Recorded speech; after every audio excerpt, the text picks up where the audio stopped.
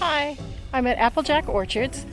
I've been coming to this orchard for 15 years to buy the apples for my fall apple pies, and I've never actually gone out into the orchard or done the you pick thing or taken a ride on the wagon or any of those things. So on a beautiful fall day, I thought I'd get that checked off my list. Well, Applejack Orchards has been around for about 40 years, if you count Dr. Jack, who started everything. So Jack was a physician in Edina. He started growing apples as a little hobby on the weekend. He would come out here and he eventually had so many apples that he started selling them by the roadside. Here, the orchard covers some of the apple trees to protect them from the hail. This year, a 10-minute hailstorm affected many of the apples that were not covered.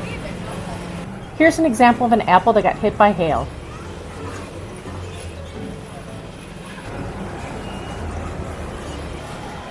These huge apples here, these are called firesides. They're going to get real hardy, good Minnesota apples. And over here, this is all Harrelson. Harrelson is in like 1920 something. Harrelson was the guy who lived in Minnetonka. You guys have been in this stuff yet?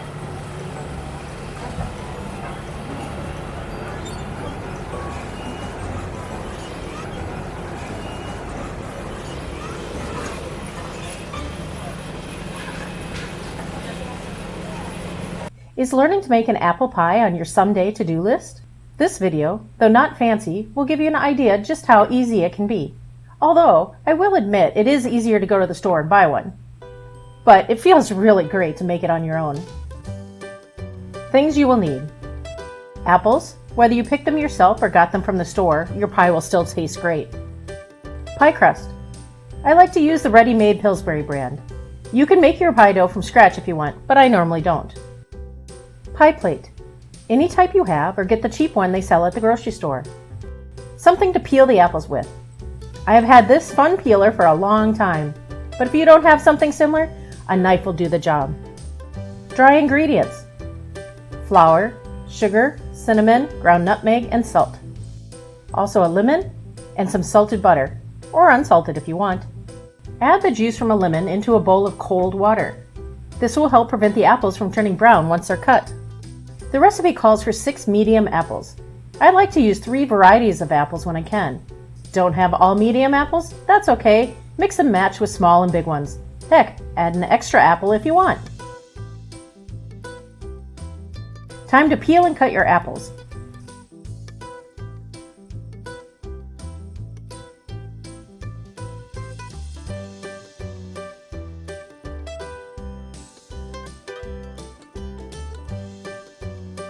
I like thin slices, but if you want more chunky, go for it.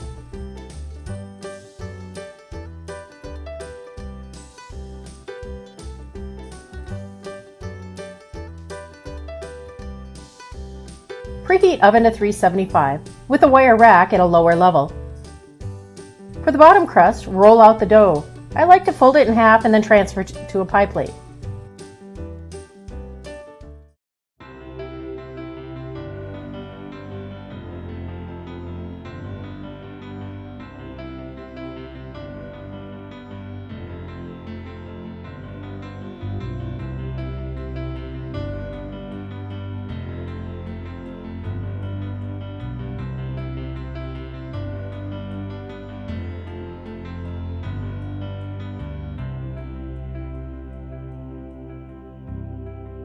Mix the dry ingredients.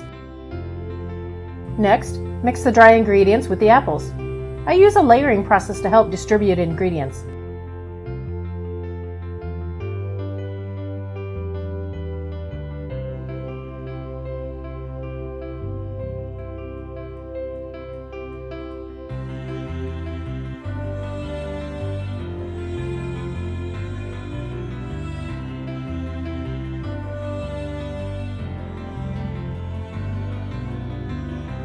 Why not just use your hands to mix?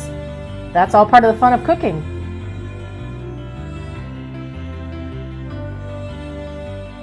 Put the mixture in the bottom of the pie crust. I like to zest in some of the lemon, not a lot, but some. Next, add a few dabs of butter. I think it helps make the mixture more silky in texture. Roll out the pie dough for the top. There are many ways to do the top crust of an apple pie. From lattice work to fancy cutouts to just basic.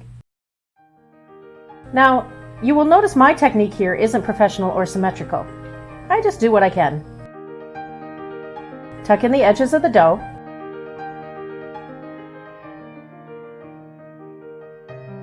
Then pinch the edges to create a seal so the juices do not escape out. Don't worry what it looks like. It's the taste that matters the most.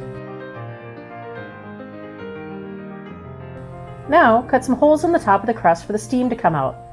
Make them decorative or just functional.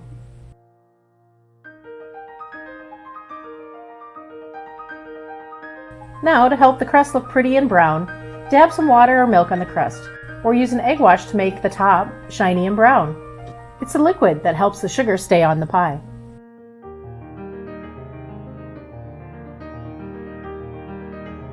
Since the edges are thinner than the rest of the crust, wrap some foil around them. There are fancier things you can use to do this, but it works well.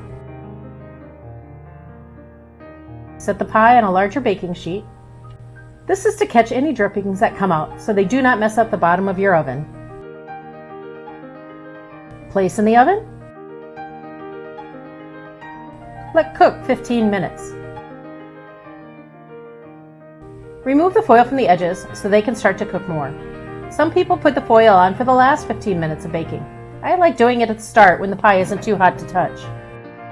Cook another 30 to 40 minutes, watching for the crust to be a wonderful golden brown.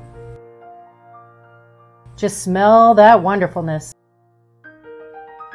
Let it sit to cool, then cut in and enjoy your personal creation.